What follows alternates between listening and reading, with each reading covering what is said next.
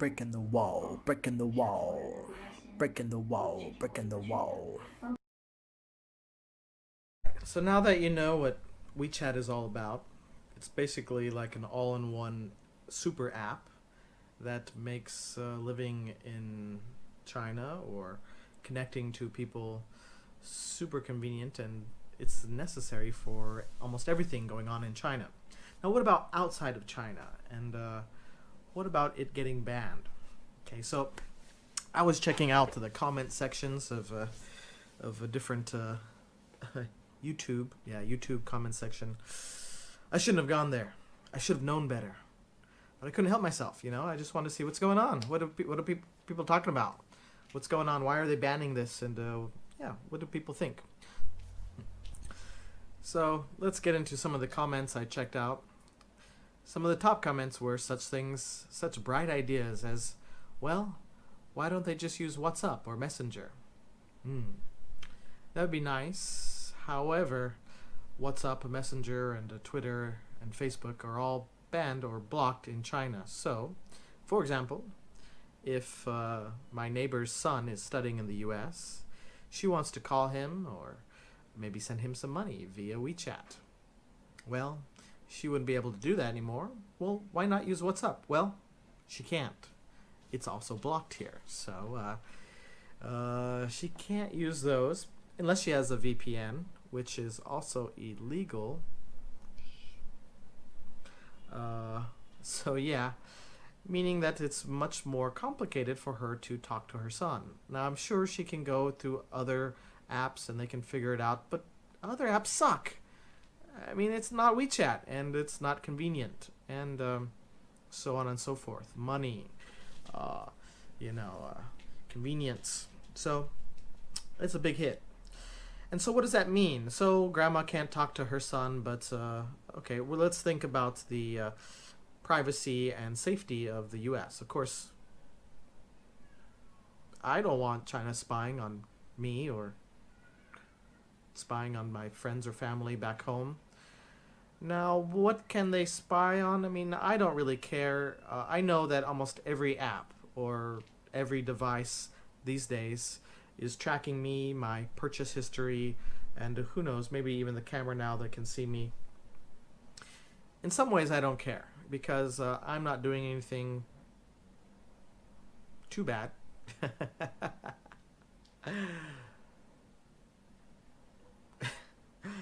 Anyways, okay. Sorry about that. Again, I'm not doing anything that I would care not for somebody to know about. I mean, again, everything's taking my information.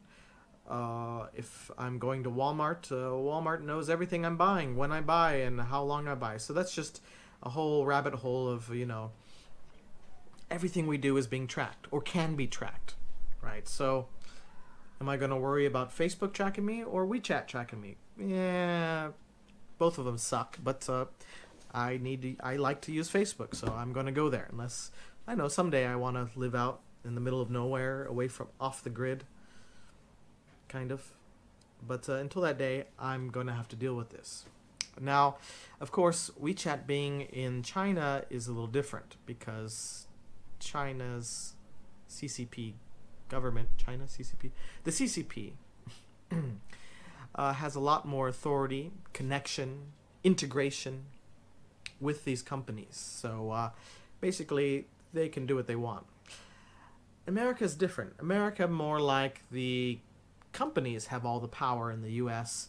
They're the ones that can get into our data and do stuff with it, which is not necessarily as dangerous because companies just want to make money, whereas the CCP maybe is more about spying and infiltration, so at least that's what I hear, or what they're saying.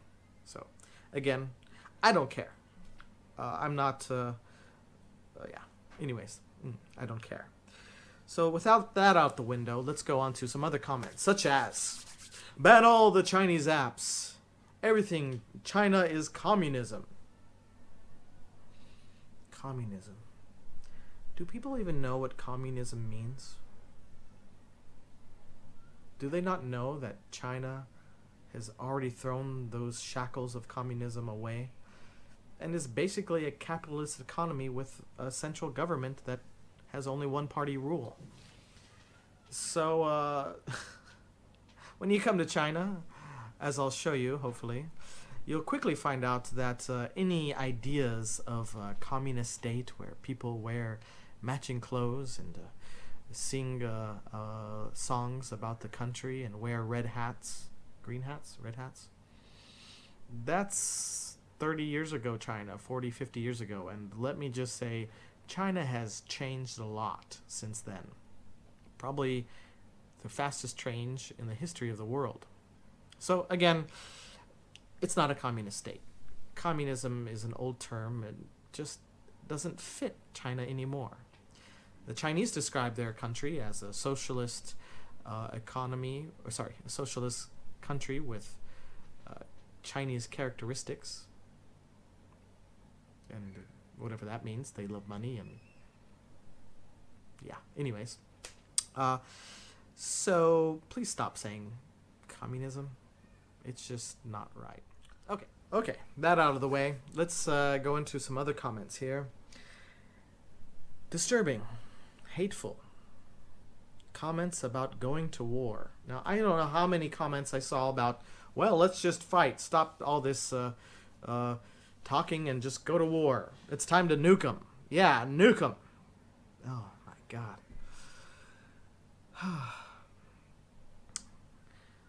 One thing that Donald Trump has definitely done has brought the hate. There's a lot of hate in the world these days, and if we're willing to go to war because of what? Why? What did China do to us? Well, sure, they spied on us. They took lots of information.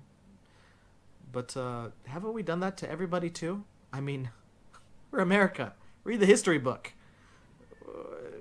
Our hands are as dirty as the next person, so to point the finger at someone else, it's just a little bit like calling the kettle black. But, okay. China definitely has stepped over the line in many ways, and I'm not going to go into that, but war? Really? Okay, so let's talk about COVID-19.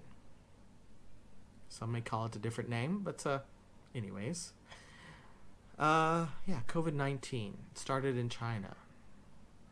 Well, it spread, and I think almost every country in the world, well, especially those who didn't do so well to control it, are to have some blame.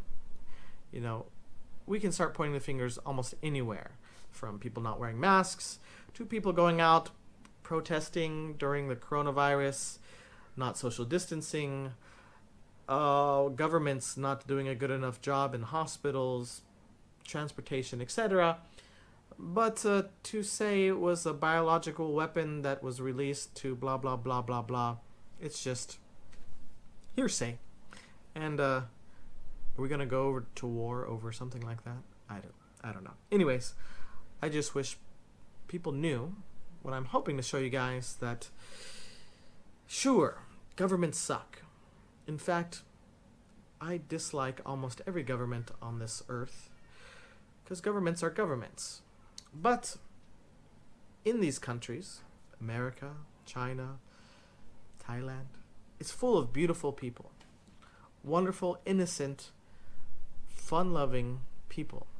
Actually, did you know in my city there are millions of Christians? Yeah, bet you didn't know that. Okay, so sure, WeChat has done some things that maybe should get it banned, but let's talk about the repercussions, okay? So a lot of people are just like, ban it.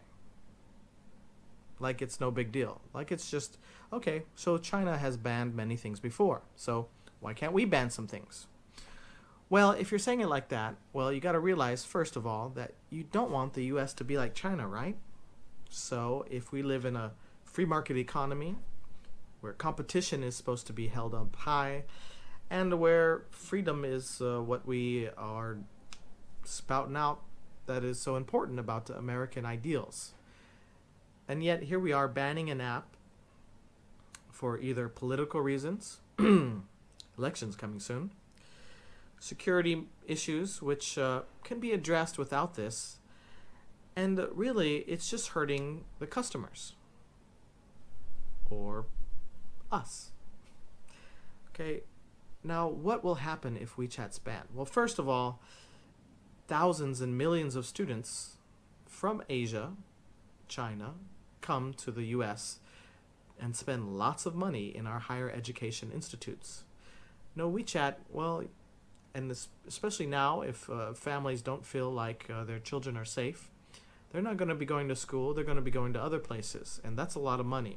Now, maybe you'll say, good riddance, so we don't want them anyways. Well, a lot of these children take American ideals about education or culture, bring it back to China, and change the society in good ways that we want, right? Some kid who has lived in the U.S., they get to see, wow, yeah, these are the benefits of freedom or of different cultures. And maybe they can also bring some great things about Chinese culture or Asian culture to the U.S., which is called cultural exchange. And yeah, that's great, right?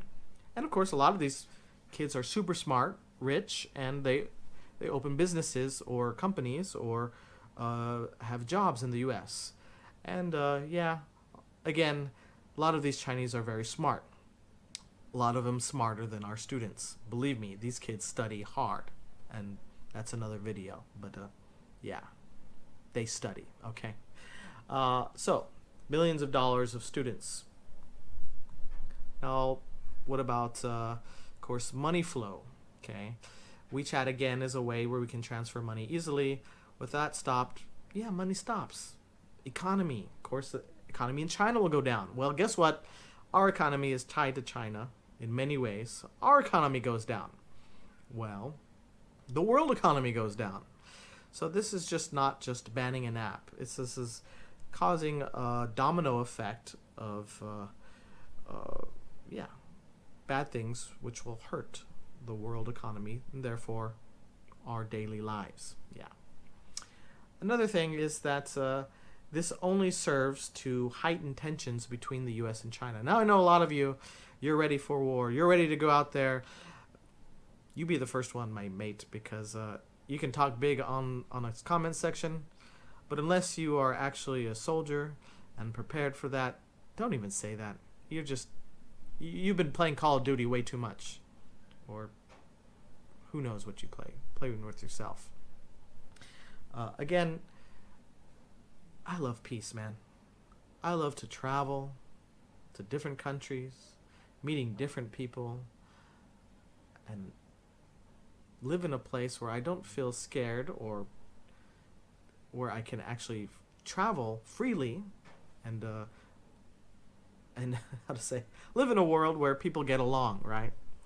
But this kind of thing only heightens tensions and makes life for the everyday person more difficult. But anyways, maybe that's necessary. Who knows? But I just wanted to address some things.